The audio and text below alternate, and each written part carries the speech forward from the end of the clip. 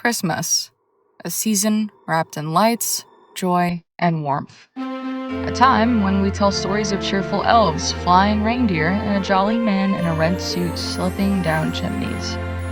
But behind the smiles and glitter lies a much older truth. A truth carved from winter fear, hungry spirits, and gods who demanded offerings, not milk and cookies. Tonight, we're peeling away the tinsel and revealing the dark, original forms of the characters we thought we knew. This is the dark origins of Christmas icons.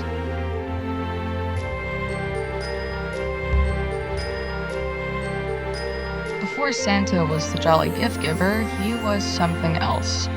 A presence feared, not adored. A figure who moved through the winter nights, watching.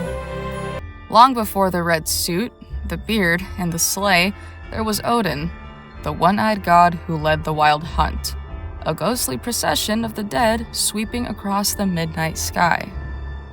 Children didn't leave offerings because they loved him. They left them so he would pass by their homes without stopping. Odin rode an 8-legged horse, not a sleigh. He judged souls, punished the wicked, and rewarded the obedient. When people looked into the frozen sky and saw streaks of light, they didn't call them shooting stars. They whispered, "The Watcher rides tonight." Over centuries, this terrifying winter deity softened, reshaped by cultures into something friendly. But the roots are still there: the rooftop visitor, the year-end judgment, and the list of the naughty and the good. We didn't create Santa. We tamed him.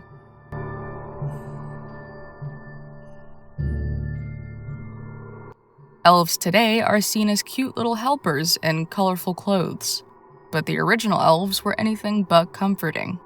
In ancient Scandinavian folklore, elves were Vatir, invisible, powerful nature spirits. They lived in burial mounds, guarded sacred places, and reacted violently to those who disrespected them. But the darkest belief was this: elves could steal children. A sick child wasn't considered ill. They were believed to be a changeling, left behind by elves who kidnapped the real child to raise in their hidden world. Families performed rituals, some cruel, hoping to scare the changeling so the elves would return the stolen child. When Christianity spread, elves were recast as smaller, harmless beings, something manageable, something marketable. And when Santa needed helpers, these ancient spirits were sanitized and forced into workshops, all smiles and candy canes. But in the old stories, elves were not helpers. They were the ones you prayed would stay far away.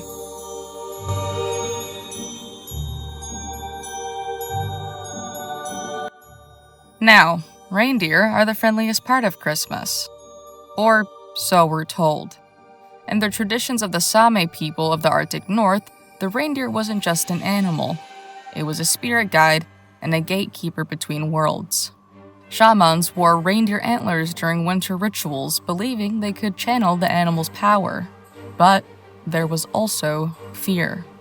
Blizzards weren't just storms. They were said to be the breath of the reindeer spirit searching for lost travelers. Those who followed the glowing eyes in the snow would vanish. Bodies never recovered. Some legends describe a massive pale stag known as the Winter King, whose antlers could scrape the sky. A creature that fed not on flesh, but on the warmth of human breath. When Rudolph was created in the 1930s with his iconic glowing red nose, some folklorists noticed something strange. A red glowing face wasn't new. It matched descriptions of the mythical bleeding-eyed stag, an omen of freezing death. The friendly reindeer may be one of the biggest rewrites in Christmas history, because originally, the reindeer wasn't guiding you home.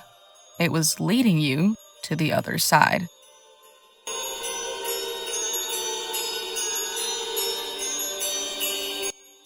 Imagine hearing carolers singing outside your door, but instead of joy, you feel dread. Because once, long ago, a singing visitor was not a blessing. It was a warning. The tradition of caroling began as wassailing, an ancient practice meant to drive away evil spirits during the darkest nights of winter. But in some regions of Britain, the belief changed. The carolers were the spirits. People reported mass figures walking from house to house, singing monotone versions of hymns. Families would rush to offer food and drinks because failing to do so meant inviting misfortune, illness, or even worse, death. Some carolers dressed in costumes representing the dead. Others wore animal skulls, including the haunting Mari Lwyd, a skeletal horse head draped in cloth. When it approached your doorstep, you had one choice: greet it, feed it, or fear what followed.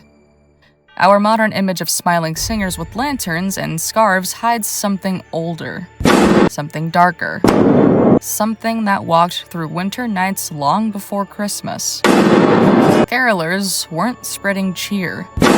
They were collecting offerings. These icons, Santa, elves, reindeer, and carolers, didn't come from a world of warmth and joy. They came from a world of cold winds, long nights, and ancient fears. A world where winter was a season you survived, not celebrated.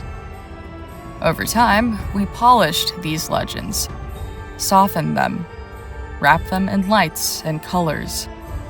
But every December, every cold night, every whisper of the bells, the stories stir beneath the surface, reminding us that Christmas was built on shadows, and some shadows never fade.